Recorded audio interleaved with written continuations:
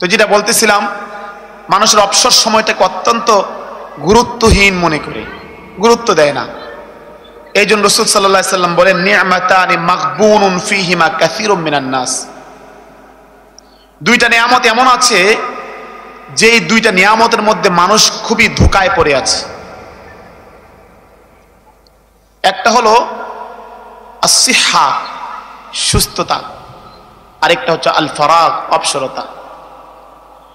সুস্থতা এবং অবসরতা, এটা এই দুইটা এত বড় বড় নিয়ামত, যখন এই দুইটা মানুষ থেকে ছিনিয়ে নেওয়া হয়, দুইটা যখন চলে যায়, তখন মানুষ বুঝে আসলে সুস্থতার কদর কত আর অবসরতার কদর কত।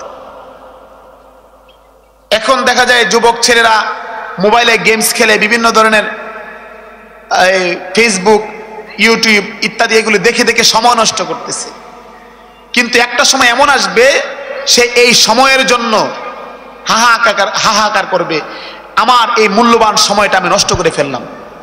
ঠিক তদ্রুপ ভাবে মানুষের সুস্থতার সময়টাকে মানুষ কদর করে না, অথচ এই সুস্থতার পরে যখন অসুস্থ এসে যায়, ওই সময় মানুষ বুঝতে পারে তার এই অসুস্থতার কত বড় আল্লাহর পক্ষ থেকে গজব, আর সুস্থতার জন্য কত বড় নিয়ামত ছিল সেটা তখন সে বুঝতে পারে। সেই জন্য এই সুস্থতার নিয়ামতটাকে অত্যন্ত কাজে লাগানো দরকার। কিন্তু দেখা যায় আমরা এই সুস্থতার নিয়ামতটাকে কাজে লাগাই না, সুস্থতার নিয়ামতটাকে কাজে লাগাই না, বরং এই সুস্থ অবস্থায় আমরা এমন এমন কাজ করি, এমন এমন জিনিসপত্র আমরা সেবন করি, খাই, যার কারণে আমাদের শরীরের যেই বিভিন্ন ধরনের অঙ্গ প্রত্যঙ্গ যেগুলি আছে, এগুলি অনেক সময় ড্যামেজ হয়ে যায়, নষ্ট হয়ে যায়। নষ্ট হওয়ার কারণে আমি উঠতে পারি না, বসতে পারি না, আমার কষ্ট হয়। যেমন বিড়ি সিগারেট, এটা যখন সুস্থ থাকে তখন খাইতেছে, টানতে আছে, কিন্তু যখন অসুস্থ হয়ে যায়, খিলখিল করে কাশে, ওই সময় বুঝে আসে আসলে আমি এতদিন পর্যন্ত কি সেবন করলাম আর কি খাইলাম। আমার বাবারা, সেই জন্য মাদক অত্যন্ত একটি নিন্দনীয় এবং সবচেয়ে বেশি ক্ষতিকারক শরীরের জন্য একটা সেবনীয় জিনিস। বর্তমান সময়ে এই সমাজের ভিতরে যুবক শ্রেণী আজকে এমন এক অবস্থায় উপনীত হয়েছে যে মাদক সেবন, ইয়াবা, ট্যাবলেট ইত্যাদি এগুলি তাদের নিয়মে পরিণত হয়ে গেছে। আগে তো সহজ বন্দরে ছিল, এখন গ্রামগঞ্জে আজকে মাহফিলের যেই মূলত আমরা যার উসিলায় আজকে এখানে এসে উপস্থিত হয়েছি, সেটা হচ্ছে মাদ্রাসার উপলক্ষে। দেখেন, আমরা মাদ্রাসার উসিলায়, মাদ্রাসার মাহফিল উপলক্ষে আজকে আমরা এখানে উপনীত হয়েছি। তালিব ইলমদেরকে আজকে পাগড়ি দেওয়া হবে, যারা তাদের মূল্যবান সময়কে কাজে লাগিয়ে কোরআনের মতো দৌলত তাদের অন্তরের মধ্যে জায়গা দিতে পেরেছে। সেই সমস্ত দৌলতমন্দের আজকে আমরা পাগড়ি দেওয়ার জন্য এখানে উপনীত হয়েছি। কারণ কি? কারণ তাদের মূল্যবান সময়কে তারা কাজে লাগাইছে, কাজে লাগিয়ে আল্লাহ তাআলার যে দৌলত, কোরআনের দৌলত, তারা নিজেরা নিজের সিনায় জায়গা দিতে পারছে। আমার বাবারা, কিন্তু আমরা আমাদের আশপাশের যেই ছেলেদেরকে যেগুলো মাদ্রাসায় পড়তেছে না, আশপাশে যেগুলো স্কুল, ভার্সিটি ইত্যাদি বিভিন্ন জায়গায় এমনি কাজকর্ম করতেছে, কোনো লেখাপড়া নেই, তারা এমন সময়টাকে এমন ভাবে নষ্ট করতেছে যে তারা বিভিন্ন মাদক সেবনে, ইয়াবা ট্যাবলেট খাওয়ায়, বিভিন্ন ধরনের মদ ইত্যাদি আড্ডার মধ্যে তারা বারের মধ্যে থাকতেছে। অথচ আল্লাহর পক্ষ থেকে অত্যন্ত কঠিন থেকে কঠিন ঘোষণা আসছে মাদক সেবনের ব্যাপারে। আমার বাবারা, আল্লাহ তাআলা তো মানুষকে জ্ঞান দিয়েছেন, কিসের জন্য? সেই জ্ঞান দিয়ে অনুধাবন করার জন্য। ওয়ালাহুম কুলুবুন লা ইয়াফকাহুনা বিহা, আল্লাহ জাল্লা শানু বলেন, আমি তাদেরকে অন্তর দিয়েছি, অন্তঃকরণ দিয়েছি, সমাজ দিয়েছি, তাদেরকে বুঝ দিয়েছি, আকল এবং বিবেক দিয়েছি, তার দ্বারা তারা আল্লাহকে চেনার জন্য, মালিককে চেনার জন্য। যেই মালিক আমাদেরকে সৃষ্টি করেছেন, সেই মালিক যিনি আমাকে সৃষ্টি করেছেন, যে স্রষ্টা, সেই স্রষ্টার পরিচয় লাভের জন্য মূলত আমাকে আল্লাহ অন্তর দিয়েছে, অন্তঃকরণ দিয়েছেন, বিবেক বুদ্ধি দিয়েছে। কিন্তু সেই মাদক সেবনের মাধ্যমে মানুষের সেই অন্তঃকরণ, মানুষের বিবেক বুদ্ধি সব লোপ পেয়ে যায়। আমার বাবারা, সেই জন্য মাদক এমন একটা বস্তু, এই বস্তুর কারণে মানুষ সমস্ত অন্যায় থেকে মানুষ ফিরে আসতে পারে। কিন্তু মাদক এমন একটা সেবনীয় জিনিস যার থেকে মানুষ চাইলে ফিরে আসতে পারে না। যত অন্যায় আছে সমস্ত অন্যায় থেকে মানুষ ফিরে আসতে পারে। নামাজ না পড়লে নামাজ এক সময় পড়ে, চুরি করলে এক সময় চুরি ছেড়ে দিয়া আবার ভালো হয়ে যায়, ডাকাতি করলে ডাকাতি ছেড়ে দিয়ে আবার এক সময় ভালো হয়। কিন্তু মদ মাদক এমন একটা জিনিস চাইলেই ছাড়তে পারে না। এমন অনেক বিড়িখোর আছে যে বিড়িখোর শতবার চেষ্টা করছে কিন্তু ছাড়তে পারে নাই। আলহামদুলিল্লাহ, আল্লাহর কিছু এরকম বান্দা আছে, আমাদের এখানে আছে একজন যে চেষ্টা করছে, আলহামদুলিল্লাহ ছাড়তে পারছে, আছে আলহামদুলিল্লাহ আছে। তো সেই জন্য মাদক অত্যন্ত একটা নিন্দনীয় জিনিস। সেই মাদক এটা মানুষের জীবনকে এমন ভাবে শেষ করে দেয়। বর্তমান সময়ের বিশ্ব স্বাস্থ্য সংস্থার হিসাব মতে বর্তমানে প্রায় ৭৬ মিলিয়ন মানুষ সারা বিশ্বের ভিতরে বিভিন্ন রোগের মূল উপাদান হচ্ছে তাদের এই মাদক। মাদকের কারণে প্রায় ৭৬ মিলিয়ন মানুষ এই রোগে আক্রান্ত হয়ে গেছে। শুধু তাই নয়, 2024-এর হিসাব মতে বাংলাদেশে মাদক সেবনকারীর সংখ্যা প্রায় ৭০ লক্ষ। কয় লক্ষ বলেন? ৭০ লক্ষ যুবক শুধু বিভিন্ন মাদকে জড়িত হয়ে গেছে। শুধু তাই নয়, মাদকে জড়িত হয় যে সমস্ত ছেলেরা হয়ে গেছে তাদের হাতে এমন অনেক মানুষ আছে, বাবা মা মারা গেছে এরকম 200 মানুষের লিস্টই 2024-এ আছে। মাদক সেবন কইরা বাবা মানে মাইরা ফেলাইছে। অথচ সেই মাদক এটাকে প্রচারণা এমন ভাবে করা হচ্ছে। ওই দিন দেখলাম একটা সংবাদের ভিতরে একটা মেয়ে মদ পান করতেছে। বর্তমানে তো আর্মিরা মোটামুটি রাষ্ট্র বিভিন্ন কাঠামোতে তারা কাজ করতেছে, রাষ্ট্র মেরামতে। তো জিজ্ঞেস করলো তুমি মদ পান করতেছো, তাকে গ্রেফতার করতে চাইলে সে বলে আমার বাবার টাকা দিয়ে আমি মদ খাই, আপনার কি? অথচ ইসলামে এই মদকে চূড়ান্তভাবে হারাম করা হয়েছে। রাসূল করিম সাল্লাল্লাহু আলাইহি ওয়াসাল্লামকে যেদিন তিনি মেরাজ হয়েছিল, মেরাজের দিন ওনার হাতে মদের পেয়ালা এবং দুধের পেয়ালা দেওয়া হয়েছিল। হাদিস শরীফের বর্ণনা, সুনানে নাসাইর বর্ণনা। রাসূল করিম সাল্লাল্লাহু আলাইহি ওয়াসাল্লাম বলেন, লাইলাতান উসরিয়া বি রাআইতু মূসা ফাইদা হুয়া রাজুলুন দারবুন রাজুলুন কান্নাহা মিন রিজালি শানুআ। আল্লাহর হাবিব সাল্লাল্লাহু আলাইহি ওয়াসাল্লাম বলেন, যেদিন আমাকে মেরাজ করা হয়েছিল, আমাকে যেদিন বাইতুল্লাহ থেকে বাইতুল মুকাদ্দাসে ইসরা করা হয়েছিল, রাত্রিতে ভ্রমণ করানো হয়েছিল, ওই দিন আমি হযরত মূসা আলাইহিস সালামকে দেখলাম তিনি কিছুটা হালকা পাতলা মানুষ। তিনি যেন ইয়ামান দেশের শানুয়া গোত্রের মানুষের মতো, তার দেহটা দেখতে এরকম হালকা পাতলা ধরনের। তাকে দেখলাম। ওরাইতু ঈসা আলাইহিস সালাতু ওয়াস সালাম ফাইদা হুয়া রাজুলুন রাবাতুন আহমারু। তারপরে হযরত ঈসা আলাইহিস সালামকে সেখানে দেখলাম তিনি মাঝারি ধরনের মানুষ। তার শরীরের কালারটা হচ্ছে লাল রঙের গুদম বর্ণের একটা কালার। কান্নাহা খারাজা মিন দিমাসিন, যেন তিনি এইমাত্র বাথরুম থেকে তিনি বের হলেন, পানি দাঁড়িয়ে দিয়ে বায়া বায়া পড়তেছে। আমার বাবারা, তারপর রাসূল বলেন, ইন্নামা আনা আশবাহু মিন ওয়ালদি সাইয়্যিদ ইব্রাহিম আলাইহিস সালাতু ওয়াস সালাম। ইব্রাহিম আলাইহিস সালামের আনেওয়ালা যত সন্তান হয়েছে সমস্ত সন্তানের মধ্যে আমি সবচেয়ে বেশি ইব্রাহিম আলাইহিস সালামের সাথে সাদৃশ্যপূর্ণ। গঠনের দিক দিয়ে ইব্রাহিমের মতো, কথার দিক দিয়ে ইব্রাহিমের মতো, দাওয়াতের দিক দিয়ে ইব্রাহিমের মতো।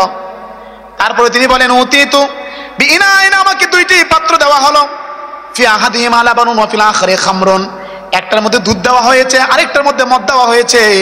ফাকারা ইশাবাইয়াহুমা শিতা, আমাকে তারপরে বলা হলো, হুজুর গো, আপনি মদ পান করেন আর দুধ পান করেন, আপনি যেটা মনে চায় সেটা আপনি পান করেন, আপনার ইচ্ছা, আপনাকে ইচ্ছা দেওয়া হলো।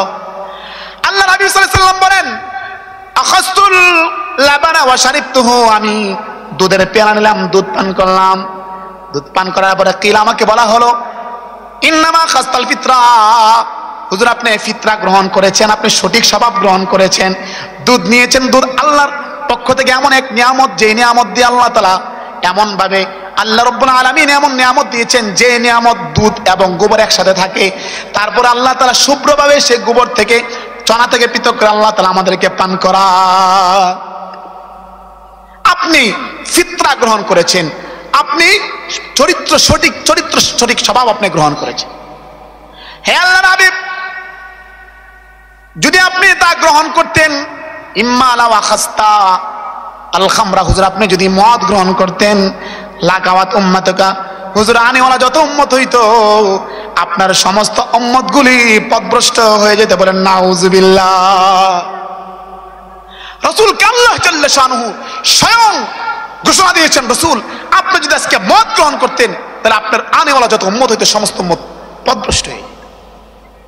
তাহলে এই মদ পান করা স্বয়ং আল্লাহর পক্ষ থেকে রাসূলকে সতর্ক করা হয়েছে। রাসূল আপনি যেমন এই দুধ গ্রহণ করেছেন, কেউ দুধ বেচা মদ খায়, কেউ মদ বেচা কি বলেন দুধ যেমন সাদা, রাসূল তা গ্রহণ করেছেন, কারণ রাসূলের অন্তর সাদা। আমার বাবারা, রাসূল অন্তর সাদা, দুধ সাদা, ইসলাম সাদা, ইসলামিক মদের অবস্থান নেই।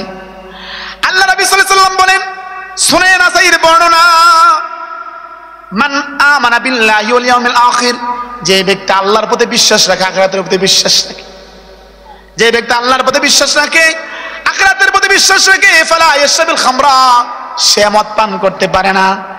শুধু তাই নয়, মান আমানা বিল্লাহি ওয়াল ইয়াউমিল আখির, যে ব্যক্তি আল্লাহর প্রতি বিশ্বাস রাখে, আখিরাতের বিশ্বাস রাখে, সেই ব্যক্তি ফালা ইয়াজলিসু আলা মাইদাতিন ইশরাবু আলাইহাল খামর, সেই ব্যক্তি ওই দস্তরখানায় বসতে পারে না, সেই টেবিলে বসতে পারে না, সেই হোটেলে বসতে পারে না, যে হোটেলের মধ্যে, যে টেবিলের মধ্যে, যেই দস্তরখানার মধ্যে, যেই ঘরের মধ্যে মাদক সেবন করা হয়, সেই জায়গার মধ্যে কোনো মুসলমান বসতে পারে না। মুসলমান সেই হোটেলেও বসতে পারে না যে হোটেলের ভিতরে মদ পান করে, মাদক সেবন। কি বলেন? হ্যাঁ, সেই জন্য মাদক অত্যন্ত একটা গর্হিত কাজ। সেই মাদক এত এত গর্হিত, সেই মাদকের কারণে মানুষ নারীর প্রতি লোভী হয়ে যায়।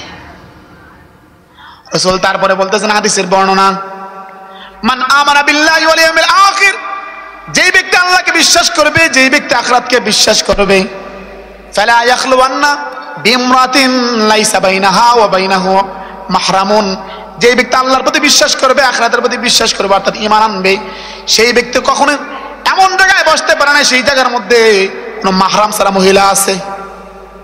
কি করে? মাহরাম ছাড়া মহিলা আছে। তার মানে একাকিত্ব কোনো মহিলার সাথে কোনো পুরুষ কখনোই বসতে পারে না। অথচ যতগুলি মদের বার, ততগুলি জিনার আড্ডা। কি কোন ঠিক না? ঠিক না? যত জায়গায় মদ, তত জায়গায় জিনা, আর যত জায়গায় জিনা, তত জায়গায় মাদক সেবন। কি বলেন? ঠিক না? ঠিক না? বিভিন্ন মাজারে, বিভিন্ন বারের ভিতরে এরকম মদ সেবন করা হয়, যেখানে মদ সেবন করে দেখবেন আশপাশে কোনো না কোনো একটা জায়গায় খুঁজে পাবেন সেখানে পতিতালয় আছে, পতিতালয় আছে। সেই জন্য কখনো কোনো মুসলমান, কোন মুমিন মদ পান করতে, আমার বাবারা, ইসলামী মদকে হারাম করা হয়েছে। কুল্লু মুসকিরিন খামরুন, প্রত্যেক নেশা জাতীয় দ্রব্য হচ্ছে মাদক। যেগুলো নেশা তৈরি করে সেগুলো মাদক। ইকন, হ্যাঁ, হাতের মধ্যে লইয়া কি করেন, বিড়ির ফুটকির মধ্যে ঢুকাই দেয়। ইকন, বিড়ির ফুটকির মধ্যে দিয়ে মানুষ মনে করে বিড়ি খাইতেছে, আমি তো কি করতেছে, এই বেড়ায় এই কামলা কাম করতেছে। কি কন, সিফার মধ্যে বইয়া হাতের মধ্যে ডলে, খালি কি করে ডলে, ডললা বিড়ি ফুটকির দুহাই, মুরব্বীর বিড়ি খাইতেছে আর হেবাড়া হিটা টানতে আছে। ঠিক আছে, বিড়ির মধ্যে মাদক আছে। হ্যাঁ, বিড়ি করা সাবধান। বিড়ি দেখেননি উপরে লেখা আছে না, মৃত্যুর কারণ? ডাক্তারে তারা জাস্টিফাই করে লিখে দিছে মৃত্যুর কারণ, কিন্তু আমি কে বলে মরতাম না, বিড়ি যতদের মনে আছে ততদের মধ্যে খাইতে থাক। প্রত্যেক নেশা জাতীয় দ্রব্য এটা মাদকের সমতুল্য। এবং আল্লাহ হাবিব সাল্লাল্লাহু আলাইহি ওয়াসাল্লাম বলেন, কুল্লু মুসকিরিন হারামুন, প্রত্যেক মাদক জাতীয় দ্রব্য আমার উম্মতের উপর হারাম করা হয়েছে। এগুলো কিসের জন্য বলতেছি এই কারণে মাদ্রাসার পরিবেশ, আজকে মাদ্রাসার ওয়াজ সবাই করব। মাদ্রাসা আমরা ছেলেদেরকে কেন দেই, তার কারণ মাদ্রাসা কেন দেব? শুনছেননি কোন মাদ্রাসার মধ্যে মদের আড্ডা বইছে? কোন মোল্লা মৌলবি সাধারণত সিগারেট খাইছে? আছে রেয়ার, যেটাকে আমাদের পরিবেশে বলে আশাজুক আল মাদুম, যেটা নাই রেয়ার, যেটা এটা না থাকার মতো নই। কি কন? হ্যাঁ, খাইলেও চুরি করিয়া বুঝলেন না কথা? কারণ সমাজের মধ্যে যদি খায় ফিরে চামড়া থাকতো না, পিঠের চামড়া থাকবে না।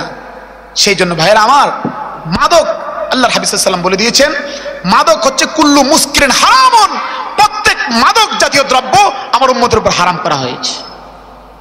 শুধু তাই নয়, আল্লাহর হাবিব সাল্লাল্লাহু আলাইহি ওয়াসাল্লাম বলেন, মান শারিবাল খামরা, যে ব্যক্তি মদ পান করলো, ফামাতা, তারপরে মৃত্যুবরণ করলো, মদ পান করার পর মৃত্যুবরণ করলো,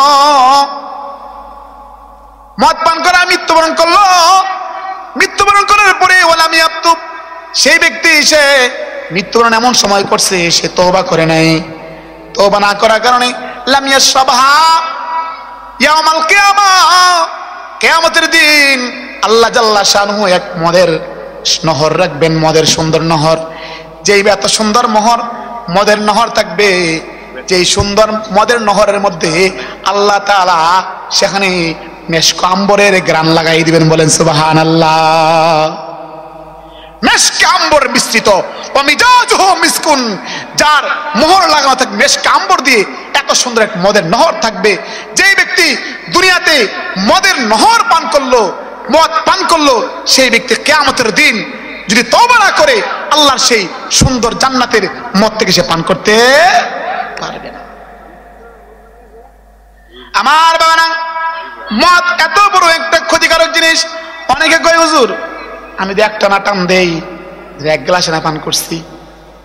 হুজুর বেশি মদ খাই না তো হুজুর, খালি এক গ্লাস বিপদে আপদে উচকে বুচকে খায়ালাই। বুঝলেন না? ওই ইয়াতে গেছিলাম ঢাকাতে একটা ওই প্রোগ্রামে, তো ওইখানকার এখন একটা কাউন্সিলর আছে, তো কাউন্সিলর আনা দিয়া গেহি, যাওয়ার পর কথা হুজুর আমরা তো আপনার মতো হুজুর না, এই আবার খারাপ মানুষ, আমরাও বিভিন্ন মাহফিল টাফিলে যাই, কিন্তু মাঝে মাঝে হুজুর উসকে বিসকে বিভিন্ন জায়গায় গেলে এক বোতল অথবা এক গ্লাস খায়াল হেরে।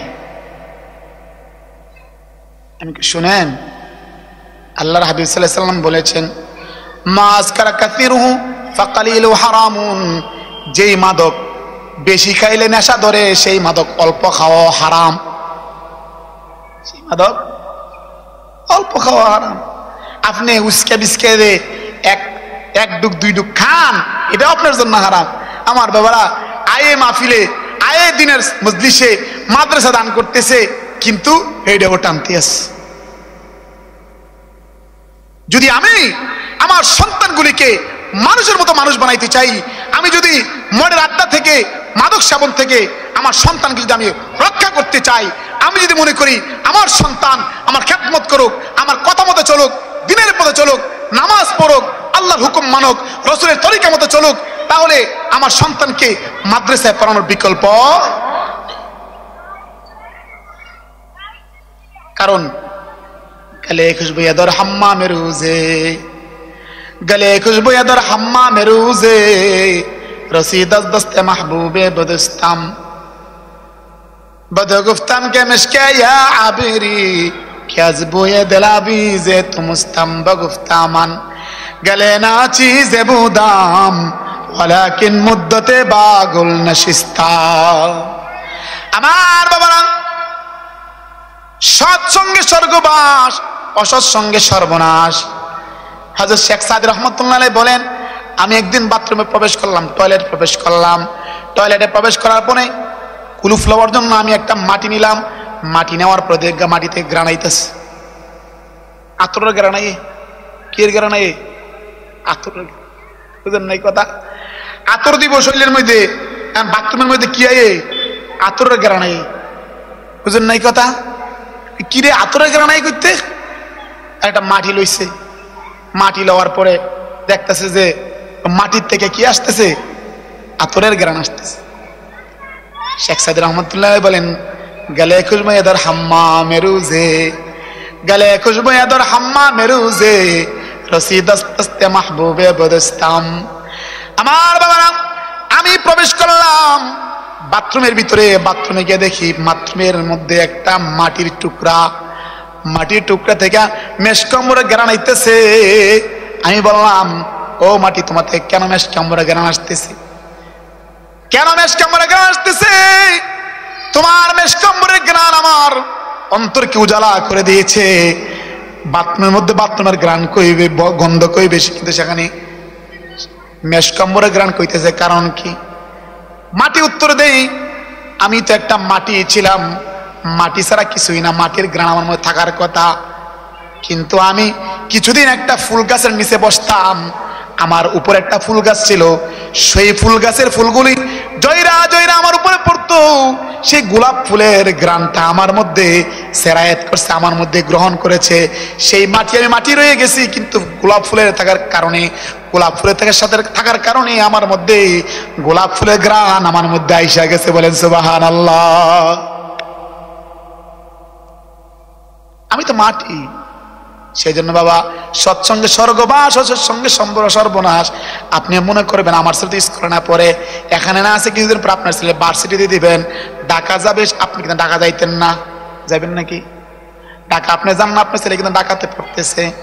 আমার বাবারা, ছেলে মানুষ বানাইবেন, আপনার মতো করে মানুষ বানাইতে চান, মাদ্রাসায় ভর্তি করাইয়া দেন। নতুবা আপনার ছেলে সেখানে যাবে, গাজার আড্ডার মধ্যে বসবে, মদের বারের মধ্যে বসবে, মেয়েদের সাথে ওঠা বসা করবে। ওঠা বসার সাথে সাথে আল্লাহর পক্ষ থেকে নূরটা লইয়া যাইব গা। নূর নেওয়ার পর তখন আপনার ছেলে এদিক সেদিক যাবে। আপনি শত চেষ্টা করে আপনার ছেলেকে সঠিক বুঝের দিকে আনতেই পারবেন না। সেই জন্য বাবা, সন্তানগুলিকে আপনারা, অনেকে মনে করে হুজুর মাদ্রাসা বলে সরকারি চাকরি পাওয়া যায় না, মাদ্রাসা বলে সরকারি চাকরি পাওয়া যায় না। কেটাই কইছে পাওয়া যায় না? কেড়ে? আপনার ছেলেরে আলিয়া মাদ্রাসা, কই মাদ্রাসা, কোনো কিছু পার্থক্য নেই, কোনো পার্থক্য নেই। সব মাদ্রাসা ইগন সব জায়গায় পড়াবেন। আকীদা আপনার কাছে, দিন আপনার কাছে, আমল আপনার কাছে, ইগন আকীদা দিন সবকিছু আপনার কাছে। প্রয়োজন আপনার ছেলেকে কওমি মাদ্রাসা ভর্তি করে রাখেন, আলী মাদ্রাসা পরীক্ষা দেওয়াইবেন, পরীক্ষা দিয়ে দিতে মাওলানাও শেষ, আলী মাদ্রাসাতে কামিলও শেষ। কি গন? কামিলও শেষ, মাওলানাও শেষ, দুটো একসাথে শেষ। এতে কি কই কি বড় মুফতি, আবার কি কইতে বড় কি বলে আলিয়া মাদ্রাসার মধ্যে সে বড় প্রভাষক, সরকারি প্রভাষক। কেমনে হইছে? ও কই মাদ্রাসা দেখতে পড়ছে, দাওরা বাস হইছে, কামিল ফার্সও শেষ। বুঝেন নাই কথা? হ্যাঁ, সরকারি চাকরি চেষ্টা করলে, আর আলহামদুলিল্লাহ অতি শীঘ্রই কই মাদ্রাসার যে সরকারি সার্টিফিকেট যেটা দিচ্ছে, এটাও কার্যকরী হওয়ার পথে। সেই জন্য সরকারি চাকরিটা টেনশন করেন না। আর সরকারি চাকরি পাইলেই কি, আমরা যে সাবিতলার ভিতরে সরকারি চাকরি কয়জন করি না আছে? আছে কয়জন? যারা সরকারি না তারা খাইতেছে না, তারা পড়তেছে না, তারা তো চলতেছে, তাদের আলহামদুলিল্লাহ সুন্দর চলতেছে। কি বলেন? সরকারি চাকরি হলে আপনার টেনশন নাই, আপনার টেনশন হওয়া দরকার ঈমান আমল। কি বলেন? ঈমান আমল। যদি আপনি ঈমান আর আমল নিয়ে যদি কবরে না যেতে পারেন, আল্লাহর জান্নাত আপনার জন্য হারাম হয়ে যাবে। আল্লাহ জাল্লা শুনে বলেন, ইন্নাল্লাযীনা আমানু ওয়া আমিলুস সালিহাতি কানাত লাহুম জান্নাতুল ফিরদাউসি নুজুলা। যে ব্যক্তি ঈমান আনবে, সৎকর্ম করবে, তার জন্য আমি আল্লাহ তাআলা জান্নাতকে এমন ভাবে সাজায় রাখছি যেন একজন মেহমান মেজবানির বাড়িতে আসলে যেমন আপ্যায়ন করা হয়, আমি আল্লাহ তাআলা তাদেরকে আপ্যায়ন করার জন্য জান্নাতের সমস্ত হুরে গিলমান হাজির করে রাখছি।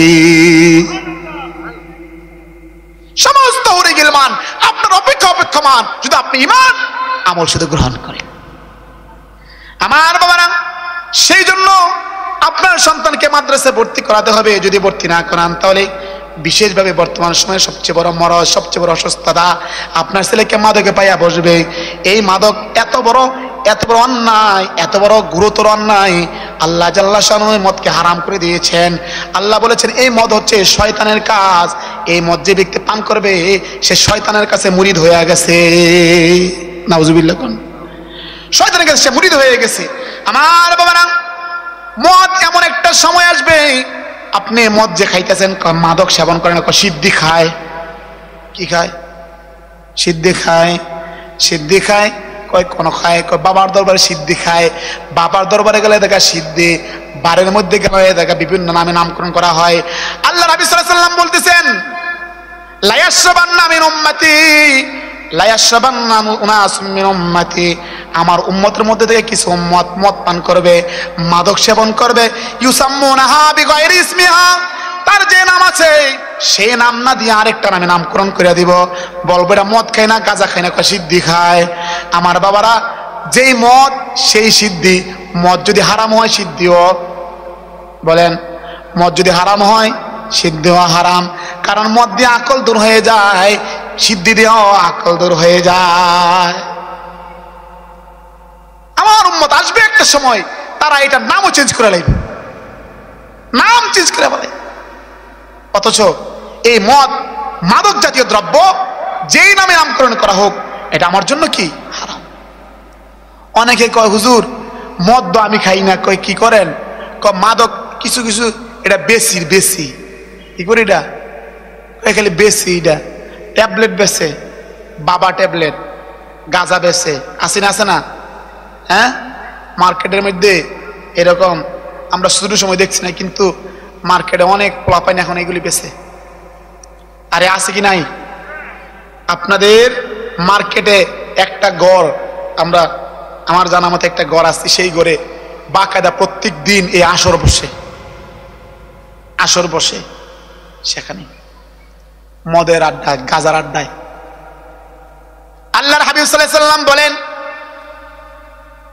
ইন্নাল্লাহা হাররামাল খামরা ওয়া সামানাহা, আল্লাহ তাআলা মাদককে হারাম করেছেন, তার মূল্য হারাম করেছেন।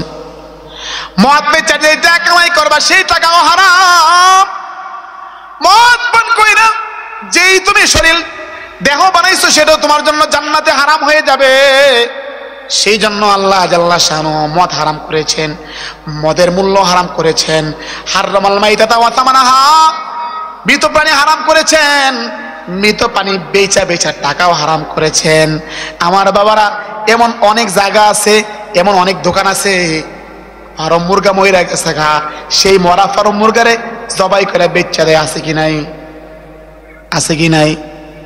কয় হুজুর ফার্ম মুরগা মইরা গেলে গা খাওয়ান যায় না, এটা হুজুর আমি জানি, কিন্তু আমি যদি ফার্ম মরা মুরগাটা খাইছি না, আমি তো কি খাইছি? এই যে টেহাড়াতে বিচ্ছি, এই টেহাড়া না খাইছি। কয় কি করছেন টেহা দিয়া? গরুর গোস্ত কিনছি। গরুর গোস্ত এই মরা ফার্ম মুরগার গোস্তে পরিণত হয়ে গেছে গাইটা। তুমি মরা ফার্ম মুরগা খাইলে যেমন গুনাহ হইতো, তুমি সেই গরুর গোস্ত খাইয়া এই গুনাহগার হইছ। আমার বাবারা, এই মাদক অত্যন্ত গর্হিত কাজ, অত্যন্ত অন্যায় কাজ। এটা এমন সমস্ত কাজ আমাকে দিয়ে করানো হবে যে কাজগুলো আপনি কল্পনা করতে পারতেন। একটা ঘটনা বলবো, একটা মুসলিম শরীফের ঘটনা, এটা ঘটনা দিয়ে আমি শেষ করব। আল্লাহ হাবিব সাল্লাল্লাহু আলাইহি ওয়াসাল্লাম বলেন, ইজতানিবুল খামরা, তোমরা মদ থেকে বাঁচো, ফাইন্নাহা উম্মুল খাবাইস, কারণ এই মদ হচ্ছে সমস্ত খারাপের চাবিকাঠি, সমস্ত অন্যায়ের চাবিকাঠি। আল্লাহ হাবিব সাল্লাল্লাহু আলাইহি ওয়াসাল্লাম বলেন, ফাইন্নাহু কানা রাজুলুম মিম্মান ক্বাবলাকুম ইয়াতাআব্বাদু ওয়া ইয়াতাজিলুন নাসা, তোমাদের পূর্বে একজন লোক ছিল যে নির্জন আল্লাহ ইবাদত করতো, মানুষ থেকে পৃথক হয়ে চলে যাইতো। মানুষ দেখলেনি এটা রিয়াকার মনে করে, সেই জন্য চলে যাইতো, সে দূরে চলে গিয়া আল্লাহর ইবাদত করতো। একজন লোক ছিল, আবেদ ছিল, আবেদ, অনেক বড় আবেদ। তিনি কি করতেন? নির্জনে গিয়ে ইবাদতবন্দেগী করতেন। একদিন এক মহিলা তার দাসীর দিয়া, এই মহিলা এবারের প্রতি আসক্ত হয়ে গেছে, প্রেমে পড়ে গেছে। বুঝেন নাই কথা? অনেক বড় আল্লাহর ওলি মানুষ, দোয়া করলে যেই দোয়া করে এই দোয়া কবুল হয়। এবারে বেডিও সুন্দরী, কয় এই বেটার আমার লাগবে। আচ্ছা, দাসী পাঠাইছে, কয় যাও গিয়ে সেটা কইবা তোমার অমুক মহিলা ডাকতেছে একটা সাক্ষী দেওয়ার জন্য, কোন একটা ব্যাপারে সাক্ষী দেওয়ার জন্য। ওনার উপস্থিত ছিলেন সাক্ষী দেওয়ার জন্য। ঠিক আছে, গেছে ওনায়, যাওয়ার পরে সাক্ষীর জন্য যাইতেছে, করে যায়, দরজা বন্ধ করে, এক দরজায় যায়, দরজা বন্ধ করে, এক দরজায় যায়, দরজা বন্ধ করে। যাইতে যাইতে শেষ বেশ এক রুমে গিয়ে ঢুকছে। ঢুকার পরে দেখতেছে ওই জায়গার মধ্যে এক জায়গায় একটা বাচ্চা রাখা আছে, আরেক জায়গায় একটা মদ রাখা আছে। একটা বাচ্চা, একটা মদের বোতল রাখা আছে। বেডি কয়, আপনার এনে আনছি সাক্ষী দেওয়ানের লেগে না, আনছি আমার সাথে জিনা করবেন, নতুবা বাচ্চারা মারবেন, নতুবা মদ খাইবেন। দোয়ার দাদা সব লাগানো, দৌড় দিলে নাগা ওনা কি সুরেশার মতো নবী, দৌড় দিলে পাট পাট করে দরজা খুলে দেবো গা। এবারে চিন্তা করলো, যাই হোক, যখন আমার তিনটা অপশন দিছে, হাদিস ইয়াতে আছে, ফেকার উসুল আছে, ইদা উত্তরিতা বিবালাইন ফাখতারা হুমানা হুমা, যদি দুইটা সমস্যা, কয়েকটা সমস্যা বলে দাও, যেটা সহজ আসান যে সমস্যা সেটা গ্রহণ করো। কয় দেখলাম জিনা করলে বড় গুনাহ, বাচ্চা মারলে বড় গুনাহ, মদ খাইলেও গুনাহ, কিন্তু মদটা সহনীয় পর্যায়ে। বুঝলেন না এই কথা? এবারে চিন্তা করলো, যাও মদ রাই খাই, মদ খাইলে আমার শুধু গুনাহ হইলো, বড় গুনাহ হইল না। আমার বাবারা, আল্লাহর হাবিব সাল্লাল্লাহু আলাইহি সাল্লাম বলেন, আল্লাহর ওলি যখন মদের বোতল নিছে মদ পান করার জন্য, এক বোতল মদ পান করছে, তারপরে বলেন জিদনি, আমারে আরো মদ দাও। মদ পান করছে এক বোতল, আবার আরো দাও, আরো পান করছে, আরো দাও, আরো পান করছে, আরো দাও, আরো পান করছে। পান করতে করতে যখন মাতাল হয়ে গেছে, মাতাল হয়ে যাওয়ার পরে সেই ব্যক্তি এই মহিলার সাথে জিনাও করছে। যে ছোট্ট একটা বাচ্চা ছিল, সেই বাচ্চাটাও মদের কারণে যে বিবেক লোপ পেয়ে গেছে, সেই বাচ্চাটাকে হত্যা করে ফেলাইছে। বলেন নাউজুবিল্লাহ। আমার বাবারা, তাহলে বোঝা গেল এই মদ হচ্ছে উম্মুল মাআসিম, সমস্ত গুনাহের মূল, উম্মুল খাবায়েস, সমস্ত খারাপের মূল। লা ইলাহা ইল্লাল্লাহ, লা ইলাহা ইল্লাল্লাহ, লা ইলাহা ইল্লাল্লাহ, লা ইলাহা ইল্লাল্লাহ, লা ইলাহা ইল্লাল্লাহ, লা ইলাহা ইল্লাল্লাহ, লা ইলাহা ইল্লাল্লাহ মুহাম্মাদুর রাসূলুল্লাহ সাল্লাল্লাহু আলাইহি ওয়াসাল্লাম। আমার বাবারা, বলতেছিলাম এই মদ সমস্ত গুনাহের মূল। এই মদ আমাকে সবচেয়ে খারাপ থেকে খারাপের দিকে নিয়ে যায়। এই মদ আমার জীবনের জন্য সমস্ত ঝুঁকি নিয়ে আসে। সমস্ত রোগের মূল চাবিকাঠি হচ্ছে কি? এই মদ সেবন। আচ্ছা, তাহলে কটা পর্যন্ত চলবে? তাহলে বলতেছিলাম মদ পান করা, এইটা আমি কেন থেকে বাঁচবো? বাঁচার মূল কারণ হচ্ছে আমি আমার আল্লাহ তাআলার দেওয়া যে আমানত আছে, প্রত্যেকটি অঙ্গ প্রত্যঙ্গ, আমার কিডনি আছে, কিডনি ড্যামেজ হয়ে যায়, আমার বিভিন্ন অঙ্গ প্রত্যঙ্গ আছে, সমস্ত অঙ্গ প্রত্যঙ্গগুলো ড্যামেজ হয়ে যায়। এটি আল্লাহর পক্ষ থেকে কি দেওয়া? আমানত দেওয়া। কি দেওয়া বলেন বাবা? আমানত দেওয়া। সেই আমানতের খেয়ানত করা শরীয়তের পক্ষ থেকে আমার উপর কি করা হয়েছে? হারাম করে দেওয়া হয়েছে। আমার বাবা না, বলতেছিলাম মদের অনেক অনেক অন্যায় আছে। সবচেয়ে বড় আরেকটা অন্যায় হলো নামাজ পড়তেছে বান্দা, কিন্তু আল্লাহর দরবারে নামাজ কবুল হয় না। কি হয় না? মাদক সেবন যে ব্যক্তি পারবে, কিন্তু তার নামাজ আল্লাহর দরবারে কবুল। আল্লাহ নবী সাল্লাল্লাহু আলাইহি ওয়াসাল্লাম বলেন, মান শারিবাল খামরা, যে ব্যক্তি মদ পান করবে, ওয়া সাকিরা বিহা, তার দ্বারা সে নেশাগ্রস্ত হয়ে যাবে, ফামাতা লাম তুকবাল সালাতুন 40 সাবাহা, 40 দিন পর্যন্ত সে মাদক সেবীদের নামাজ আল্লাহর দরবারে কবুল হয় না। বলেন নাউজুবিল্লাহ। যে ব্যক্তি মাদক সেবন করতেছে 40 দিন লাগাতার যত ইবাদত করবে, ইবাদত আল্লাহর দরবারে কবুল হয় না। কি কন? নামাজ পড়লেন টুন্নাইয়া, নামাজ পড়তেছেন, টাইম যাইতেছে ঠিকই, কি কন? সময় যাইতেছে না? নামাজ যদি পড়েন, কমসে কম জোহর নামাজটা পড়তে আপনার এদিক দিয়ে 15 মিনিট, ওদিক দিয়ে 15 মিনিট, 15 মিনিট মিলে কত হয়? আধা ঘন্টা গেছে, কিন্তু আপনার নামাজ হয়েছে না। নামাজ আল্লাহ দরবারে কি হয় না? কবুল হয় না। আল্লাহ সেই নামাজের সওয়াব দিবেন। শুধু তাই নাই, ফাইন মাতা দাখালান নারা, যদি সেই 40 দিনের ভিতরে এসে মারা যায়, তাহলে সেই ব্যক্তি বিনা হিসেবে আল্লাহর জাহান্নামে চলে যায়। তাহলে নাউজুবিল্লাহ। যদি এই 40 দিনের ভিতরে মারা যায় মাদক সেবন কইরা, আল্লাহর জাহান্নাম তার জন্য অবধারিত। কি কন? সাধারণ কথা? হ্যাঁ, সন্তানগুলিকে মানুষের মতন মানুষ বানান। আপনি যদি মনে করেন আপনার সন্তানের নামাজ কবুল হোক, আপনার সন্তান আল্লাহ তাআলার রাস্তায় চলুক, আপনি যদি মনে করেন আপনার সন্তান কোরআনের হুকুমত বাংলাদেশে প্রতিষ্ঠা করুক, আপনার সন্তানকে মাদ্রাসায় ভর্তি করানোর বিকল্প কোন রাস্তা? এই যে আমরা বিশেষ করে এই যে পূর্বপাড়া বা আমাদের চাবিতলা যে সমস্ত আলেমরা আলহামদুলিল্লাহ আছে, কেউ না খাইয়া আসেনি। রিক্সা চালায়, কেউ রিক্সা চালায়, অটো চালায়। হ্যাঁ, আল্লাহ ইজ্জতের সাথে রাখছে না? ইজ্জতের সাথে রাখছে না? আলহামদুলিল্লাহ, ইজ্জতের সাথে রাখছে। ইজ্জতের মালিক কি? কারে দিব? আল্লাহ তাআলার খাস বান্দা যারা।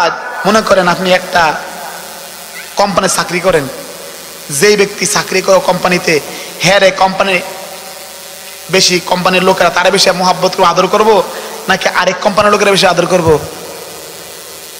বুঝছেন? মালিক যেই কোম্পানির লোক, সেই কোম্পানির লোকের বেশি মালিক আদর করব, নাকি আরেক কোম্পানির লোকের, আরেক কোম্পানি থেকে লোক ধরে এনে বেশি আদর করব? যেই কোম্পানির চাকরি করতেছে ওই কোম্পানির লোককেই কোম্পানির মালিক বেশি আদর করবে, কারণ সে কোম্পানিতে কি দেয়? শ্রম দেয়। কি দেয়? কোম্পানিতে শ্রম দেয়। আমার বাবারা, উলামায়ে কেরাম দিন শিখে আল্লাহর হুকুমত দেশে প্রতিষ্ঠা করার জন্য আল্লাহ তাআলা বলে দিয়েছেন, ইন্নী জাইলুন ফিল আরদি খলিফা। ও আমার ফেরেশতারা, আমি চাই আমার দুনিয়ার মধ্যে আমি আল্লাহর খেলাফত চলুক, আমি আল্লাহর হুকুমত চলুক।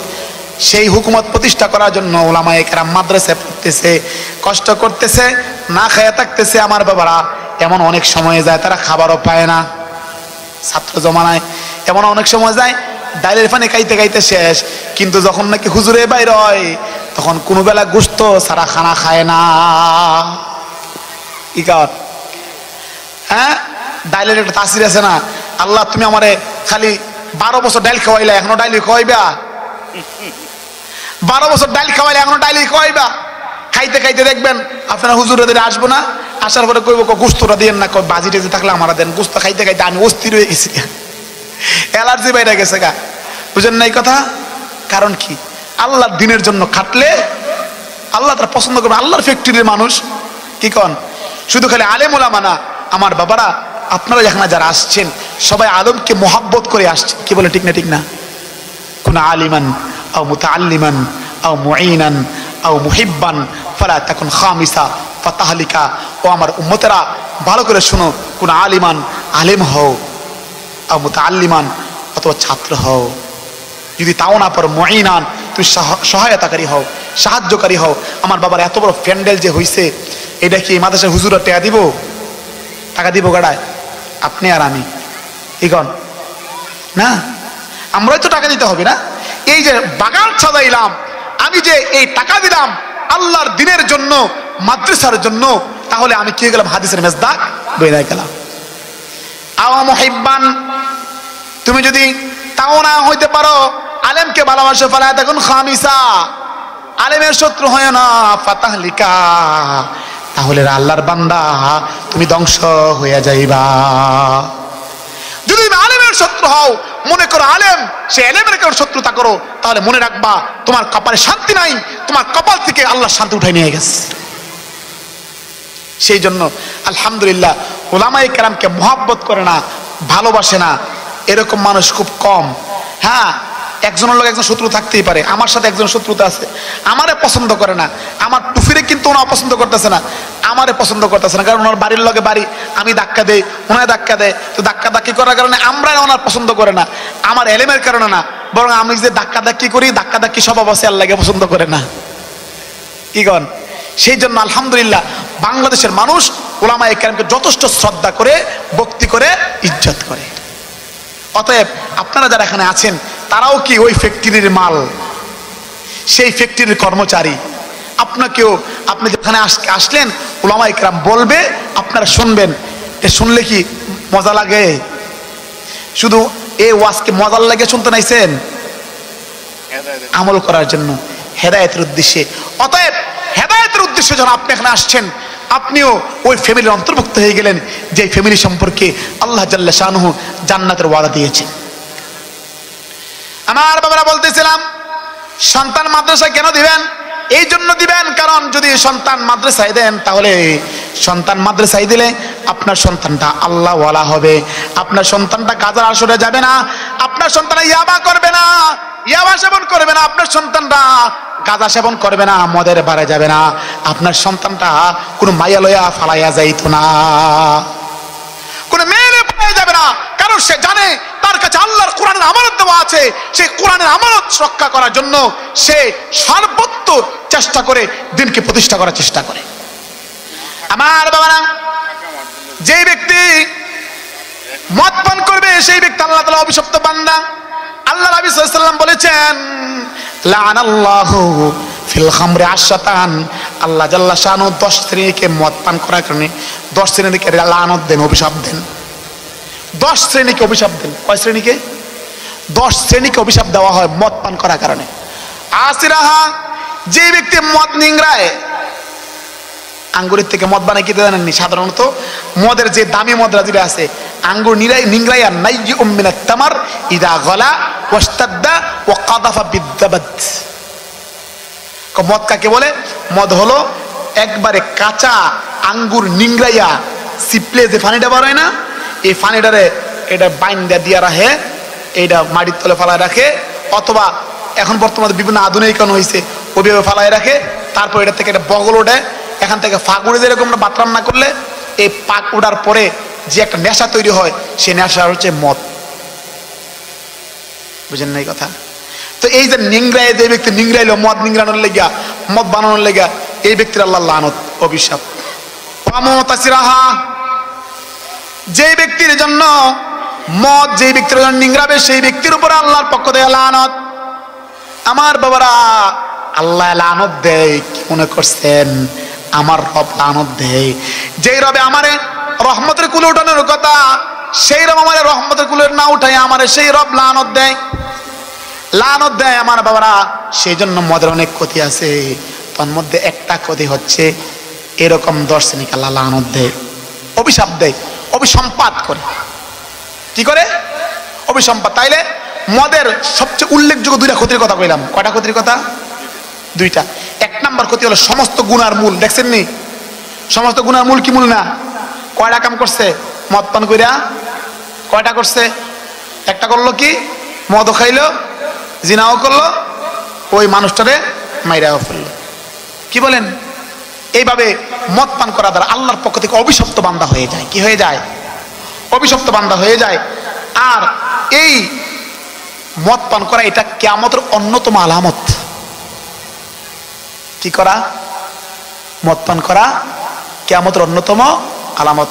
দেখেননি বিভিন্ন সরকার আইয়া খালি মাদ্রাসা বন্ধ করে দিতে কয়, কয় না? মাদ্রাসা সীমিত করা, মাদ্রাসা সীমিত করা, মাদ্রাসা সীমিত করা। মাদ্রাসা সীমিত করলে কি হইব? আল্লাহর হাবিব সাল্লাল্লাহু আলাইহি ওয়াসাল্লাম বলেন, ইন্না মিনাশ সাআতি আন ইউরফাল ইলম, কিয়ামতের একটা অন্যতম আলামত হলো এলেম উঠায় নেওয়া হবে, ওয়া ইয়াকসুরুল জাহাল, মূর্খতা বাইরে যাইব।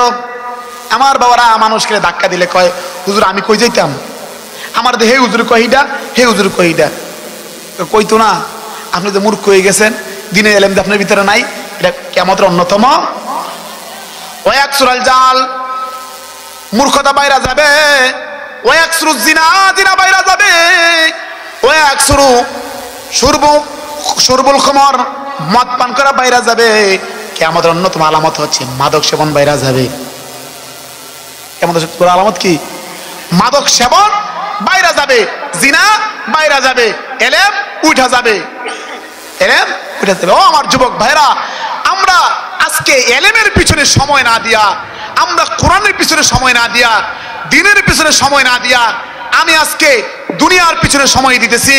আমি আজকে দুনিয়াকে এমন ভাবে গ্রহণ করেছি যেন দুনিয়া আমার আপন হয়ে গেছে। এলেম আমার পিছনে ঠেলে দিলাম। আমি এলেমকে ছেড়ে দিয়ে প্রকারান্ত কেমন যেন আমি জান্নাতের রাস্তা থেকে জাহান্নামের যাত্রী হয়ে গেলাম, জাহান্নামের যাত্রী হয়ে যাচ্ছি। সেই জন্য ভাইরা আমার, আমরা এলেমকে জিন্দা রাখার জন্য আমরা প্রাণপণ আমাদের সর্বস্ব দিয়ে আমরা চেষ্টা করতে হবে। আমাদের সন্তানগুলিকে মাদ্রাসায় দিতে হবে। মাদ্রাসায় দিয়ে আমরা এই যে বিভিন্ন ধরনের নেশা দ্রব্য, এগুলো থেকে কেবলমাত্র বাঁচানোর অনেকগুলো রাস্তা থেকে আমি উল্লেখযোগ্য রাস্তা বললাম, সেটা হচ্ছে আপনি আপনার সন্তানগুলিকে যদি বাঁচাইতে চান, মাদ্রাসা দিয়ে দেন। কারণ বর্তমানে মাদক সেবনে এমন এত বেশি বাড়ছে, কল্পনার বাইরে। আমি আজকে এইটা, এখানে তো এলেমের আলোচনা, আজকে এলেমের নিয়ে সবাই আলোচনা করবে, কিন্তু আমি মূলত নেগেটিভটা নিলাম। আমি কেন আমার এখানে ভর্তি করাতে হবে, মাদ্রাসায় কেন পড়াতে হবে? এই জন্যই পড়াতে হবে যেন আমার সন্তানগুলো মাহফুজ থাকে, আমার সন্তানগুলো নিরাপদ থাকে, কোরআনের আলোর ভিতরে থাকে, কোরআনের আলো থেকে যেন তারা না বের হয়ে যায়। সেই জন্য আমাকে এই মদ ইত্যাদি মাদক জাতীয় দ্রব্য থেকে বাঁচানোর জন্য আমার ছেলেদেরকে মাদ্রাসায় ভর্তি করানো দরকার। আল্লাহ তাআলা আমাদের সন্তানগুলোকে মাদ্রাসায় ভর্তি করে মাদ্রাসা কেন্দ্রিক, দিন কেন্দ্রিক, ইমান কেন্দ্রিক জীবন পরিচালনা করার তৌফিক দান করেন। সকলে বলে আল্লাহুম্মা আমিন। সুবহানাকাল্লাহুম্মা ওয়া বিহামদিক, আশহাদু আল্লা ইলাহা ইল্লা আনতা, আস্তাগফিরুকা ওয়া আতুবু ইলাইক। ইনশাআল্লাহ আমাদের দাওয়াতি মেহমানগণ আস্তে আস্তে চলে আসছেন। তারা অবশ্যই আপনাদেরকে অত্যন্ত সারগর্ভ আলোচনা করে আপনাদেরকে শোনাবেন। আপনারা সকলে ধৈর্য সহকারে বসবেন। নামাজের পরপর আমরা সমস্ত কাজ থেকে ফারিগ হয়ে যাব। ফারিগ হয়ে আমাদের পরপর ইনশাআল্লাহ বসে যাব। আমাদের অত্যন্ত শ্রদ্ধেয় আলেমী-দ্বীন হযরত মাওলানা মেরাজুল হক মাজহারি সাহেব দামাত বারাকাতুহুল আলিয়া, তিনি অতি সত্বর আমাদের মাঝখানে চলে আসতেছেন। ইনশাআল্লাহ তিনি আমাদের পরপর বয়ান করবেন। আল্লাহ তাআলা যেন আমাদের সকলকে এই দিন কেন্দ্রিক জীবন পরিচালনা করার তৌফিক দান করেন। আল্লাহুম্মা সাল্লি আলা মুহাম্মাদিন ওয়া আলা আলি মুহাম্মাদ কামা সাল্লাইতা আলা ইব্রাহিম ওয়া আলা আলি ইব্রাহিম ইন্নাকা হামিদুম মাজিদ। আল্লাহুম্মা বারিক আলা মুহাম্মাদিন ওয়া আলা আলি মুহাম্মাদ কামা বারাকতা আলা ইব্রাহিম ওয়া আলা আলি ইব্রাহিম ইন্নাকা হামিদুম মাজিদ। আলহামদুলিল্লাহি রাব্বিল আলামিন, ওয়াসসালাতু ওয়াসসালামু আলা সাইয়্যিদিল আমবিয়াল মুরসালিন ওয়া আলা আলিহি ওয়া সাহবিহি আজমাইন। ربنا ظلمنا أنفسنا وإن لم تغفر لنا وترحمنا لنكونن من الخاسرين. ربنا آتنا في الدنيا حسنة وفي الآخرة حسنة وقنا عذاب النار. আয় আল্লাহ তাআলা, আমরা মুসলিম মানুষ, আয় রব্বে কারীম তোমার, আয় আল্লাহ তাআলা হাদিসের কথা শোনার জন্য, তোমার রাসূলের হাদিসের কথা শোনার জন্য, তোমার কোরআনের কথা শোনার জন্য রব্বে কারীমের সাথে জমা হয়েছে। আয় আল্লাহ তাআলা আমাদের মজকে তুমি আল্লাহ কবুল আর মঞ্জুর করে নাও আল্লাহ। আয় রব্বে কারীম, যত উলামায়ে কেরাম আসবে প্রত্যেকের জবান থেকে আয় আল্লাহ তাআলা হেদায়েতের বাণী তুমি আল্লাহ বের করে দিও। মাদ্রাসাকে তুমি আল্লাহ কবুল আর মঞ্জুর ফরমাও। আয় আল্লাহ তাআলা সমস্ত উলামা তালাবা যারা এখানে উপস্থিত হয়েছে আল্লাহ সকলে তুমি আল্লাহ কবুল আর মঞ্জুর ফরমাও। আয় রব্বে কারীম আল্লাহ, আজকের মাহফিলকে তুমি আল্লাহ কবুল আর মঞ্জুর ফরমাও। আমাদের সকলের জন্য আল্লাহ মাহফিলকে হেদায়েতের জরিয়া বানায়া দাও। আল্লাহ পাশে কবরস্থান আছে, যে সমস্ত মুরব্বিরা আল্লাহ কবরের বাসিন্দা হয়ে গেছে, আল্লাহ প্রত্যেকের কবরকে তুমি আল্লাহ জান্নাতের বাগান বানায়া দাও। আয় আল্লাহ তাআলা, যারা এই মাহফিলকে চালু করেছিলেন, যারা এই জায়গা দিয়েছেন আল্লাহ, অনেক শ্রম দিয়ে আল্লাহ মাদ্রাসাকে প্রতিষ্ঠিত করেছেন আল্লাহ, সেই সমস্ত মুরব্বিদের কবরকে তুমি আল্লাহ জান্নাতের বাগান বানায়া দাও, জান্নাতের ফেরদাউস বানায়া দাও আল্লাহ। তোমার রাসূলের কবরের সাথে তাদের কবরের কাছে কানেকশন দিয়া দাও। যেই সমস্ত মুরব্বিরা আল্লাহ কষ্ট করে মাহফিলকে পরিচালনা করতেছে আল্লাহ, প্রত্যেকে তুমি আল্লাহ এই নাজে মাহফিলকে তাদের সকলের জন্য নাজাতের জরিয়া বানায়া দাও। রাব্বানা আতিনা ফিদ দুনিয়া হাসানাহ ওয়া ফিল আখিরাতি হাসানাহ ওয়া কিনা আযাবান নার। সুবহান রাব্বিকা রাব্বিল ইজ্জাতি আম্মা ইয়াসিফুন ওয়া সালামুন আলাল মুরসালিন ওয়াল হামদুলিল্লাহি রাব্বিল আলামিন।